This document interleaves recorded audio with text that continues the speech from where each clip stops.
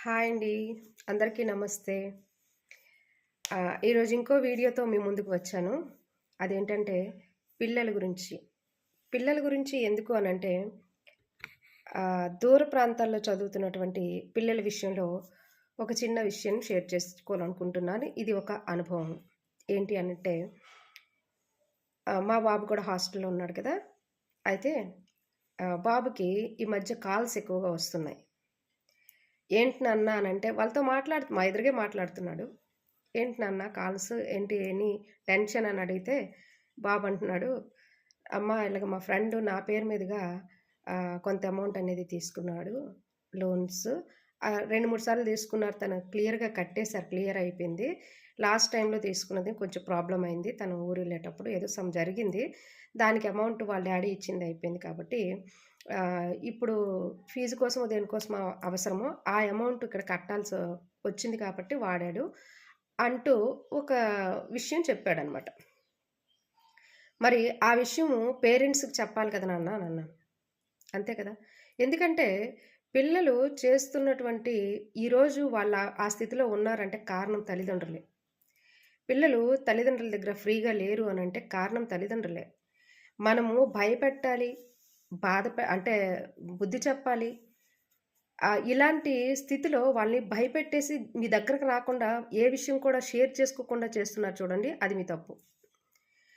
అయితే బాబు చెప్పినప్పుడు చాలా భయమేసింది. ఎందుకనంటే ఈ స్థితిలో ఇదే ఇలా కంటిన్యూ అయిపోతే దీనికోసం ఇంకొక అప్పు, దీనికోసం ఇంకొక అప్పు, ఇది రొటేషన్ అయిపోతుంది కదా! ఈ రొటేషన్ లైఫ్‌లో తను ఫ్యూచర్‌లో ఏం చేయబోతున్నాడు? ఇంతకంటే పెద్దది చేయడానికి కూడా వెనుతిరగడు.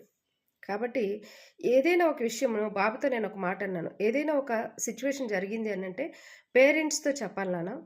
పేరెంట్స్‌తో చెప్పేటప్పుడు వాళ్ళు దాన్ని డీల్ చేస్తారు. మీరు సేఫ్‌గా ఉంటారు. మీరెందుకెళ్లారు? చదువుకోవడానికి.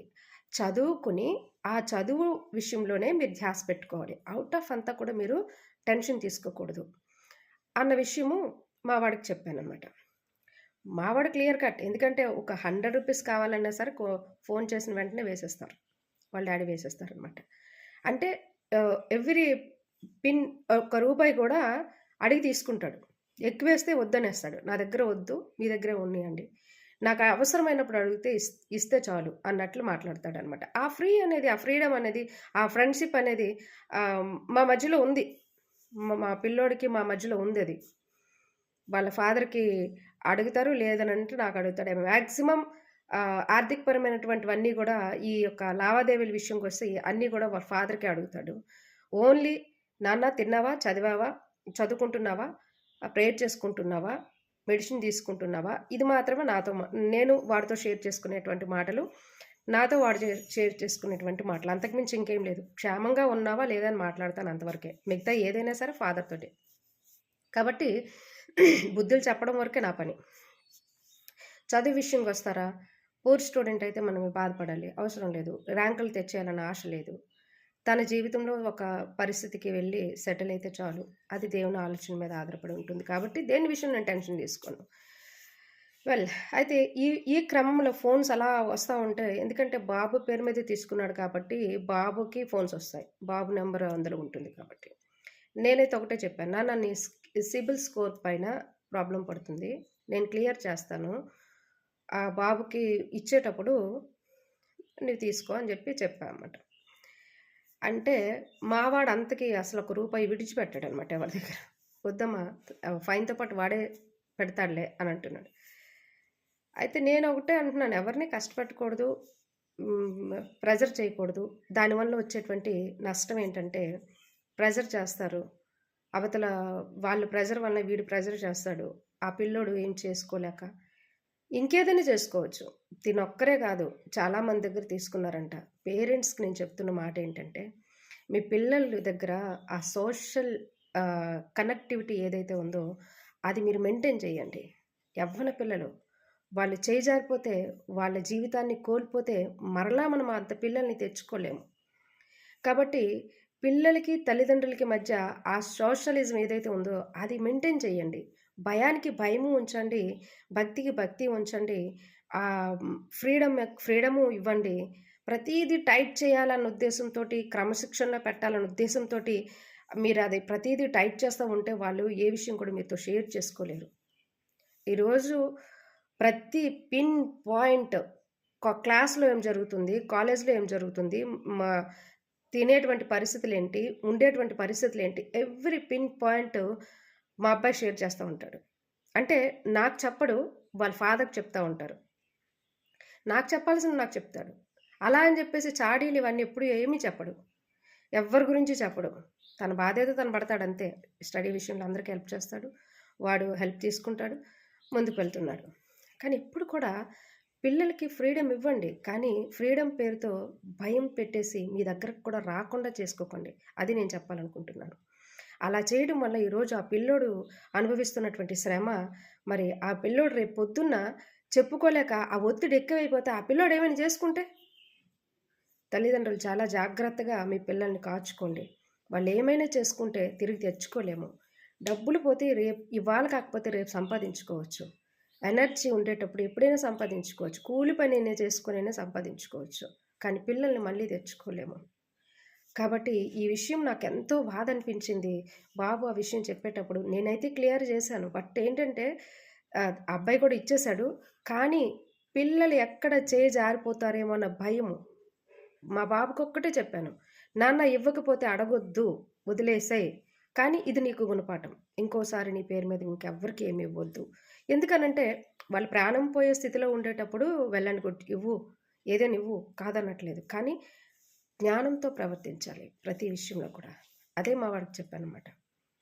చిన్నప్పుడు ఒక అబ్బాయి చేసినటువంటి మిస్టేక్‌కి ఎదురుగా పెట్టి అలా కాదు నాన్న అని చెప్తూ వాళ్ళిద్దరిని ఫ్రెండ్‌షిప్ చేసినప్పుడు ఆ యొక్క సెకండ్ స్టాండర్డ్‌లో జరిగిన సిట్యుయేషన్‌కి ఆ బాబు అంత చిన్నోడైనప్పటికీ కూడా ఇప్పుడు డిగ్రీ లెవెల్‌లోకొచ్చినటువంటి ఆ వ్యక్తి మీ పేరెంట్స్ నీతో ఉండేటువంటి చనువు నా పేరెంట్స్ నాతో లేరు అన్నటువంటి విషయం షేర్ చేశాడు చూడండి. అక్కడ ఫెయిల్ అయ్యారు పేరెంట్స్. ఇద్దరు పేరెంట్స్ కూడా ఎంప్లాయీస్. ఒకరు లెక్చరర్, ఇంకొకరు కంపెనీలో ఎంప్లాయీ. ఆ ఇద్దరు ఫెయిల్ అయ్యారు. ఎక్కడ ఫెయిల్ అయ్యారో చూసుకోండి. ఇలాంటి పరిస్థితి ఒక ఇంజినీరింగ్ విద్యార్థి సెకండ్ స్టాండర్డ్‌లో మా బాబుతో ఆ పిల్లోడి ముందు నేను మాట్లాడిన మాటలు ఇంకా ఆ హృదయంలో ప్రభావితం చేసి డిగ్రీకొచ్చాక అంటే ఇంజినీరింగ్‌కొచ్చాక ఆ విషయాన్ని షేర్ చేస్తూ చెప్పాడు అనంటే పేరెంట్స్ ఫెయిల్ అవుతున్నారు చూసుకోండి. ఎక్కువ విచ్చలవిడితనంకి అలవాటు చేయొద్దు. అలాగని చెప్పేసి ఎక్కువ భయపెట్టేసి మీ దగ్గరికే రాకుండా చేసుకోవద్దు. కోల్పోతున్నారు పిల్లల్ని. ఇలాంటి పరిస్థితుల్లో ఏ తల్లిదండ్రులు కూడా మీ పిల్లల్ని జాగ్రత్త చేసుకోలేరు. కోల్పోతారు. దయచేసి అర్థం చేసుకోండి. మీ పిల్లల పట్ల జాగ్రత్త వహించండి. వారు ఏం చేస్తున్నారు దూరాన ఉంటే, వారి అవసరతలేంటి, ప్రతీదీ కూడా ఆ సోషల్ కనెక్టివిటీ అనేది మీ ఇరువురి మధ్యలో లేకపోతే పిల్లల్ని చేతులారా పోగొట్టేసుకుంటారు. అర్థమవుతుందా? మీ బిజీ షెడ్యూల్‌లో పడిపోయి ఒకవైపు భార్యాభర్తలు వాళ్ళ మధ్యలో అలాగూ ఉండదు. కనీసం పిల్లలతోనైనా ఉండండి. అది మీ సంపాదన కదా! మీరు సంపాదిస్తున్న ప్రతి రూపాయి కూడా వాళ్ళ కోసమే కదా! మీరు తీసుకుపోరు. రేపొద్దున పిల్లల భవిష్యత్తు బావుండాలనే కదా! మరి వారే లేకపోతే మీరు సంపాదించే డబ్బులకి వాల్యూ ఏముంది? కాబట్టి వారికేం అవసరమో, వారితో ఎలాంటి ఇబ్బందులున్నాయో, వారు ఏ అవస్థలు పడుతున్నారో, వారికున్నటువంటి అవసరతలేంటో, వారికున్నటువంటి అలవాట్లేంటో, వారు మీడియాలో ఏం చూస్తున్నారో, ఏం చేస్తున్నారో, వారికున్నటువంటి ఫ్రెండ్స్ సర్కిల్స్ ఎలాంటి వాళ్ళో, వారు చదువుతున్నటువంటి ఆ యొక్క స్థితిగతులు ఎలా ఉన్నాయో, ఇవన్నీ కూడా చక్కగా మరి ఫ్రెండ్లీగా అలవరుచుకుంటూ అలవాటుగా ఫాలో అవ్వండి. దయచేసి భయపెట్టొద్దు. విషయం జరిగింది అనంటే వెంటనే పడిపోతాయి దరువులు. ఎందుకు? వాళ్ళకి తెలియక తప్పు చేశారు. తెలిసేలా చెప్పొచ్చు కదా! అంటే మీరు కొట్టలేదా మీ పిల్లోడినని మీరు అనొచ్చు. కొట్టలేదు, నిజంగానే కొట్టలేదు. అడగండి, నాకు కాదు మా బాబుని అడగండి. 18 ఇయర్స్ ఓల్డ్ ప్రెజెంట్. 3 టైమ్స్ ఏమో ఒంటి మీద చెయ్యి పడి ఉంటది. అది కూడా చిన్న టైంలో. నా శరీరం, నా రక్తము, నా మాంసం పంచుకొని బయటకొచ్చిన వాడిని నేనెలా కొట్టగలను? కోపపడతాను. తప్పు చేస్తే కోపపడతాను. ఆ అవకాశం కూడా మాకు ఇవ్వలేదు వాడు. తప్పు చేయలేదు. తప్పుడు వేళ వెళ్ళట్లేదు. తర్వాత ఏం జరుగుతుందో నాకు తెలీదు. కానీ ప్రస్తుతం అయితే అంతా బాగానే ఉంది. ప్రేమగానే పెంచుకున్నాము. ప్రేమగానే చెప్పాము. ఫ్రెండ్లీగానే ఉంటాం అందరమని. నా ఇంట్లో ఉండే సంతోషం మీ ఇంట్లో కూడా ఉండాలని ఆశపడుతున్నాను. ఇట్లు మీ సహోదరి. Thank you.